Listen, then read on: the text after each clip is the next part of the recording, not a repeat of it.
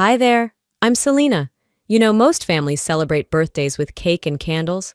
Mine put me and my 7-year-old son up for sale for $20,000. Yeah, you heard that right. On her birthday, my own sister auctioned us off like we were nothing but property.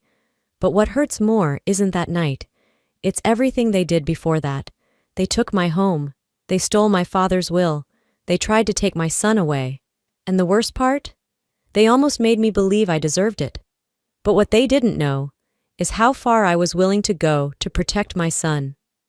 The grand ballroom at the Fairmont shimmered under chandeliers, laughter bouncing off marble walls, thick with perfume and polite pretense. Everyone here belonged, except me. I stood by the entrance, smoothing the wrinkles from my borrowed navy dress, my fingers wrapped around Caleb's small hand. My son glanced up at me, wide-eyed. "Mom, why is everyone looking at us like that?" he whispered. "Because we're different," I said, forcing a smile. We moved quietly along the wall, past clusters of designer gowns and sharp suits. Whispers followed us. Judgment, mockery. It wasn't new. At the front table, my mother, Vivian, sat straight-backed and flawless. She didn't look at me. No smile, no nod. I shouldn't have expected one. I couldn't remember the last time she looked at me with pride. Maybe when I was 10. A server passed with a tray of champagne. I waved him off. I couldn't afford to lose composure tonight. Not in front of Caleb. The music faded. Delilah, my younger sister, strutted onto the stage. The golden child, dressed in a champagne-colored gown like it was made for her. The crowd clapped. "Thank you all for coming," she purred. "It's not every day a girl turns 34 and looks this fabulous." Laughter rippled around us, hollow and practiced. Caleb shifted beside me, tugging his too small jacket. "Can we go home soon?" "Just a little longer," I murmured. Delilah lifted her glass. "Before dessert, I have a special surprise." My stomach tightened. "Since we're all about giving back tonight," she smiled sweetly, "I thought it would be fun to hold a charity auction. And guess who's up for grabs?" She turned toward me, her smile sharp. "Me and my darling sister Selena, and her adorable son." The room burst into shocked laughter, murmurs and cameras. Someone in the back shouted, "I'll throw in $100 for the kid's dimples!" The crowd howled. I froze. Caleb's fingers dug into mine, shaking. His face crumpled, confused, scared. I thought of last Thanksgiving, when we ate alone while they posted photos of a lavish dinner, without us. Of Christmas mornings when Caleb asked why Grandma never sent a gift. Vivian and Delilah had spent years making me feel small. But tonight, as they laughed and snapped photos, something inside me shifted. Not like glass breaking, but like a lock clicking open. If they thought they could sell me and my son tonight, they were about to learn just how wrong they were. The night outside was thick with silence when I unlocked the door to our apartment in South Austin. Only the distant hum of traffic slipped through the cracked window panes. Caleb walked in without a word, his small shoulders hunched like he was carrying the whole night on his back. He didn't look at me, just headed straight to his room and quietly shut the door. I stood there longer than I should have, staring at that closed door, my chest tight. My purse hung from my arm, the party invitation still crumpled at the bottom. I pulled it out, smoothing the creases like I could erase what happened tonight. But no matter how flat I made it, I could still hear their laughter. The auction. My own sister putting me and my son up for sale. I tossed the invitation onto the table and walked into the kitchen. The light above felt cold. I grabbed a glass, filled it with water, but didn't drink. My phone vibrated in my bag. I already knew what it was. A post from Delilah Rayner. A glossy photo of her at the party captioned, "Charity starts at home. Sometimes you have to clean house." The comments flooded in. "Such a queen." "Selena's so bitter." "That poor kid." I scrolled past them, forcing myself to breathe. This wasn't new. Delilah always knew how to humiliate me. Last year, it wasn't a party. It was a photo of me and Caleb on her feed, me in my cafe uniform, hair messy, walking him home from school. Her caption, "Support struggling single moms, here's Exhibit A." The text poured in after, "Are you okay? Need money?" They didn't know she was mocking me. I tried to shake the memory, but another one crept in. The letter from Caleb's school. I walked to the drawer by the fridge and pulled it out. The paper was soft from how many times I'd folded and unfolded it. It was from Vivian. She'd written the board herself, claimed I was unstable, said I wasn't fit to raise a child. She convinced them to revoke Caleb's scholarship, the one shot he had at a better future. I could still see his face the day I told him he couldn't go back. He didn't cry. He just folded up the acceptance letter and said, "It's okay, Mom. Maybe next time." I folded the school's letter again, but it felt heavier now, weighted with years of betrayal. In the kitchen mirror, I caught my reflection. Tired eyes, tight jaw, shoulders heavy with every insult, every cut. For years, I thought if I stayed quiet, worked hard, raised Caleb right, they'd finally see me. But tonight proved something else. They didn't want to see me. They wanted me broken. I leaned on the counter, pressing my palms flat until the ache in my chest sharpened into something clearer. "They want me to break," I whispered, "but they've forgotten how much I've survived." The sunlight creeping through the blinds felt cold. It only made the weight from last night heavier. I moved quietly through the apartment, careful not to wake Caleb, not that he was really sleeping. He sat at the small table, crayon in hand, scratching at paper without much effort. At the stove, I stirred oatmeal we didn't want. The silence pressed on me. When I set the bowl in front of him, he mumbled, "Thanks, Mom," without looking up. That thank you cut deeper than it should have. For a while, the only sound was the scrape of his spoon, then soft, "Mom, why does Aunt Delilah hate us so much?" I froze. His small face was drawn tight with confusion. "It's not about you, baby," I said quietly. "It's about them." He nodded like he understood, but I knew he couldn't. He was 7. He shouldn't have to carry this. As I cleared the table, my mind drifted, back to when the cracks first showed. We were still in East Austin then, living in the old Rayner house. It wasn't much, but it was home. Until the letter, taped to the front door on a Tuesday afternoon. A legal notice. Vivian and Delilah had sold the house without telling me. I had 2 weeks to leave. When I called my mother, demanding why, her voice was sharp and cold. "You've been living on borrowed time, Selena. Be grateful we let you stay that long." 2 weeks. That was all I was worth to them. I remembered Caleb sitting among boxes asking, "Why don't Grandma and Auntie want us here?" What was I supposed to say? That they'd tossed us aside like trash? We packed up our lives and landed here, in this cramped apartment that never felt like home. I shook off the memory, but the bitterness lingered. Caleb's crayon stopped moving. "Mom," he said quietly, "when Grandma visited my school, was she telling the truth?" My stomach dropped. When was this? "A couple months ago, at lunch. She said, you made everyone hate you, that you ruined everything." The words punched the air from my lungs. No one told me she'd been near him. No teacher, no call. She hadn't just humiliated me. She'd gone after him. "She said you're why we don't have a family anymore." In his eyes, I saw it. A small crack, a seed of doubt. I knelt beside him, taking his hands. "None of that is true," I said firmly. "None of this is your fault, and it's not mine either." He nodded, but I knew the question still lingered. When he finally shuffled back to his room, closing the door behind him, something in me hardened. They weren't just trying to tear me down anymore. They wanted to break him, and I wasn't going to let them.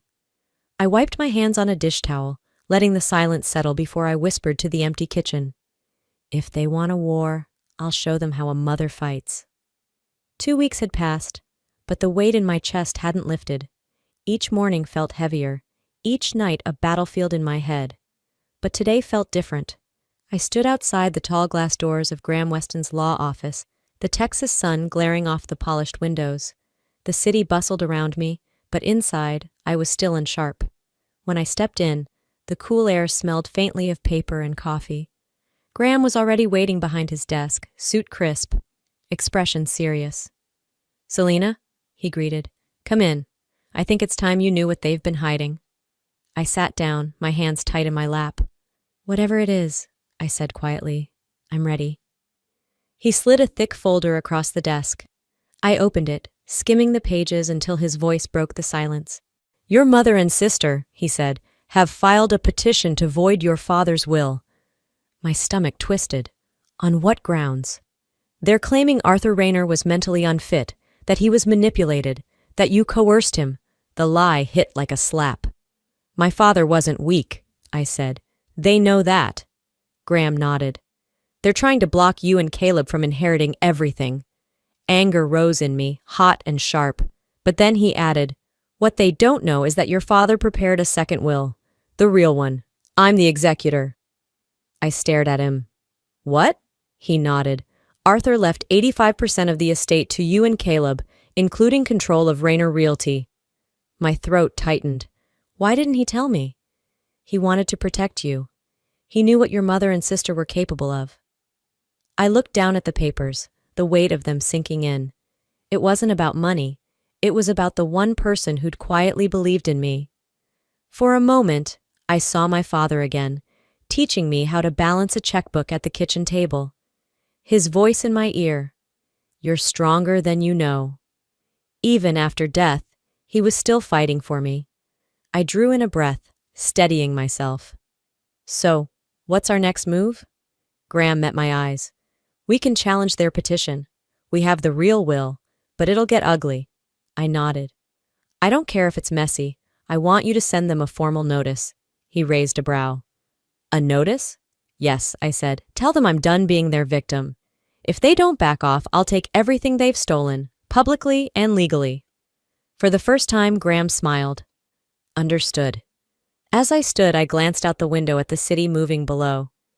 They've crossed every line, I murmured. I'll draw the last one. A month passed. A month of silence, but I knew better than to trust it. So when the invitation landed in my inbox, an elegant PDF dressed in gold script, I didn't flinch. The Rayner Foundation Charity Gala, supporting single mothers across Texas, signed by Delilah Rayner, a slap in the face disguised as kindness. I stared at it for a moment, then clicked RSVP. If she wanted me there, I'd show up on my terms. The night of the gala, I stood outside the Austin Museum of Arts, adjusting the strap of my black dress. It wasn't designer, but it fit better than anything Delilah owned, because I didn't need a label to stand tall. Inside, the grand hall glittered with lights and fake smiles. Waiters moved between crowds, champagne flutes in hand. The same faces who'd whispered behind my back for years were all here. And at the center of it all, Delilah. She stood on stage, laughing like she ran the world. When her eyes met mine, her smile tightened, daring me to react. I kept mine polite, neutral, but I was already 10 steps ahead. The music faded as she took the mic. Ladies and gentlemen, she began sweetly, tonight is about giving back, about lifting those less fortunate, those who made poor choices. Laughter rippled through the room. Beside me, Graham leaned in. You don't have to stay. I shook my head. I'm not going anywhere. Delilah's voice dripped with sugar and venom. Single mothers face many struggles. Sometimes, those struggles come from within, from poor decisions, from unstable behavior. The crowd chuckled, eyes flicking toward me. And tonight, she smiled, we want to help people like my sister, to prove even the broken can be saved. More laughter. My pulse roared in my ears, but I waited. When the Kwanda opened, I raised my hand. Her smile flickered. Ah, my sister, a question? I took the mic, voice calm. I think it's great we're here to talk about charity, I said. But charity isn't a game. It's not about who can humiliate their family the loudest. Murmurs rippled through the crowd. You can raise all the money you want, Delilah, I added, meeting her eyes. But real charity would be leaving your family alone. Silence. Her smile slipped, just enough for me to see the fury behind it. I handed back the mic and walked out. Outside, the night air felt lighter. Graham joined me on the steps. You know she won't stop now. I nodded. Good, I said quietly, because neither will I. I looked back at the glittering hall behind me. They thought tonight was the fight. It was only the beginning. 2 weeks after the gala, the storm I'd been waiting for finally arrived. Not with a knock, but with 2 thick envelopes shoved under my door. One signed by Vivienne, the other by Delilah. I sat at the kitchen table, my heart pounding as I read. Vivienne was petitioning to void my father's will, accusing me of manipulating him when he was weak. Delilah's envelope was worse. She was filing for full custody of Caleb. My hands trembled, but I pressed the papers flat, forcing myself to breathe. Of course they came for me together. The next day, I sat across from Graham, the documents spread between us like a war map. "Your mother claims your father wasn't of sound mind when he signed the will," he said quietly. "They're accusing you of coercion." I let out a bitter laugh. "She's rewriting history. Classic." Graham slid the second petition toward me. "Delilah wants custody of Caleb. She's submitted records, doctored messages, trying to paint you as unstable." My jaw tightened. "She doesn't want him. She just wants to win." He nodded. "This isn't about Caleb. It's about power." The next week blurred. A storm of court filings, affidavits, emergency hearings. My bank accounts were frozen. My name smeared across headlines. "Unstable heiress under investigation." It all came to a head at Austin Family Court, under cold lights and colder stares. Delilah stood across the hallway when I arrived, red lipstick sharp as a blade. "Nice of you to show up," she said sweetly. "The judge won't like what he sees." I met her gaze. "You're not here for Caleb. You're here because you can't stand that I won't break."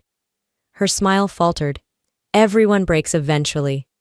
Inside, her lawyer ripped me apart, painting me unfit, unstable, irresponsible. Lies stacked like bricks around me. When court adjourned, Graham and I stepped into the hot afternoon air. "They're not backing down," he said. "They want to leave you with nothing." I nodded, stomach churning. Then we stopped playing nice. That night, after Caleb had fallen asleep, small and safe under his blanket, I stood by his door and made a promise. "No more mercy," I whispered to the dark. "You'll never be their pawn again." 2 weeks into the custody hearing, I sat at the kitchen table, nursing cold coffee, when my phone rang. It was Graham. "You need to come to the office," he said, "now." The urgency in his voice made my stomach drop. 40 minutes later, I walked into his office and froze. Carter Blake, my father's oldest friend, a man I hadn't seen in over a decade. He looked older, thinner, but his sharp eyes hadn't changed. "You should sit down," Carter said quietly. Graham slid a thick folder toward me, but Carter spoke first. "I've stayed quiet too long," he began. "But watching what Vivian and Delilah are doing to you, I can't anymore." My pulse quickened as Carter laid out the truth. Years ago, Vivian and Delilah had isolated my father, cutting him off from friends, allies, even me. They controlled his meetings, his money, every interaction. They fed him lies until he believed I didn't care. "They made sure Arthur thought you abandoned him," Carter said. He handed me proof, financial records, emails, statements. The paper trail was clear: manipulation, coercion, betrayal. They hadn't just cut me from the will. They'd erased me from his life. For a moment, I couldn't breathe. Graham's voice broke through. "We can use this, in court and in the public eye." I closed the folder carefully, like it might break. "Then let's use it all." The next day, Carter's sworn testimony was filed, but I wanted more. I gave an interview. Just one clear statement: I will not let lies rewrite my father's story or my son's future. It provoked them, just like I knew it would. That evening, my phone wouldn't stop buzzing. Delilah had gone live everywhere: Instagram, TikTok, Facebook. Her tear-streaked face filled the screen, her voice trembling. "My sister's trying to steal everything our father built," she cried. "She manipulated him when he was dying. She's tearing our family apart for money." The video went viral. The comments poured in. "Greedy witch. Poor Delilah. She's always been the better sister." I turned off my phone. Minutes later, Graham called. "You okay?" I stared out at the dark Austin skyline, the weight of it all pressing on me. "They've lit the match," I said softly. "Let's burn down their lies." The last Friday of June, Austin was already sweltering when I arrived at Travis County Family Court. The Texas sun glared against the courthouse windows, but it wasn't the heat that made my skin prickle. The courthouse steps were a circus.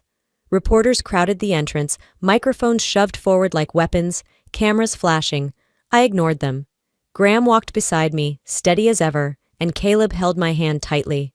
His small fingers curled around mine like a lifeline. Behind us, I could hear the hurried click of heels. Vivian arrived first, cold and composed. Delilah followed minutes later, her usual swagger absent, sunglasses covering her face.